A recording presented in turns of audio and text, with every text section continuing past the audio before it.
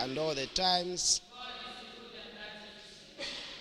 From the first reading, we continue hearing about the message that Amos really is giving, the concern of social justice. And today we have had the judgment from God that really would happen to those people who are mistreating the poor, those who are exchanging them for sandals, who make them suffer, who disregard the presence of the poor in society. And really we have heard that they were to suffer. The day of the Lord will not be a day of happiness to them, but the sun would darken, and there would be a lot of really turmoil for those who disregard the poor and those that are on the margins of society. Today we are being reminded that we ourselves have to give a place, to be concerned of those that are suffering in society, those on streets, those that are less fortunate, those that are needy. How many times do we pass those people probably who need our help, and those people that also have the power to change these situations, to divide the good that we have equally, probably have not done so. So today we are being reminded that really God is God for everyone. God of the rich is the God of the poor. And we ourselves can change the situation in which we live in, the imbalances in society.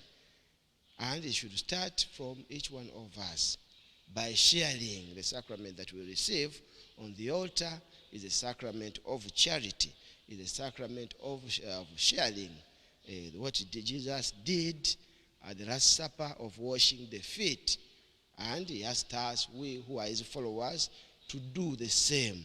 So today, as we begin this new month, let us really in our hearts put close those that are needy in our society. We have heard about the love and forgiveness of God. Those that abuse the poor were to receive a judgment from the first reading. But we have heard something a bit different from the gospel, whereby those who are abusing, in this case the tax collectors, because they take from every little thing and good that all the people receive,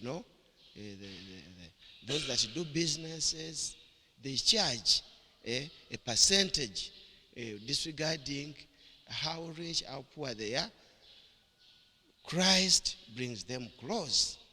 And this becomes a point of contention, because we too believe that birds of a feather flock together. And we always tell our children, please, you don't move with those people, don't go with bad company, don't move with the people, those people who misbehave. But we see something different from the gospel. Christ moves with sinners. He goes to the houses of the sinner. He calls also the sinners to follow him.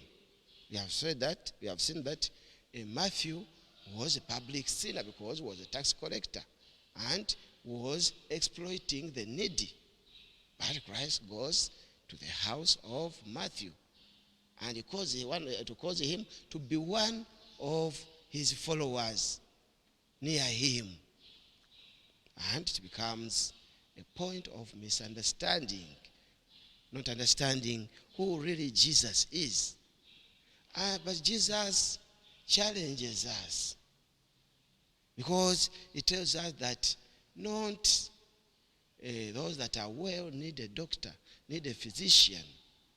He tries to tell us that being sick goes beyond what is material, goes beyond having leper, goes beyond having a headache, goes beyond having a wound, but it is much, much, much bigger. Some people are sick, but they don't know that they are sick. They move every day, but they are sick morally. And these are the ones that abuse, don't recognize the image of God in those that are near them, in the poor, in the weak, in society. Despite having a lot, they are sick. And Christ also came for this. And also Christ sends us to those people to really give them a good example so that they may transform their lives. And he has done that with the example of the call of Matthew, the tax collector. So, dear brothers, today let us ask ourselves, are we sick? In which way are we sick? Which kind of disease do we have? Is it a material disease? Is it a moral disease? Is it a spiritual disease? All of us are sick. No one is well. But we should always turn to Christ so that we may receive that healing, especially through the sacrament of the Eucharist. As really Matthew recognized Jesus at table, that's the same way we are called to recognize him at table in the sacrament of the Eucharist.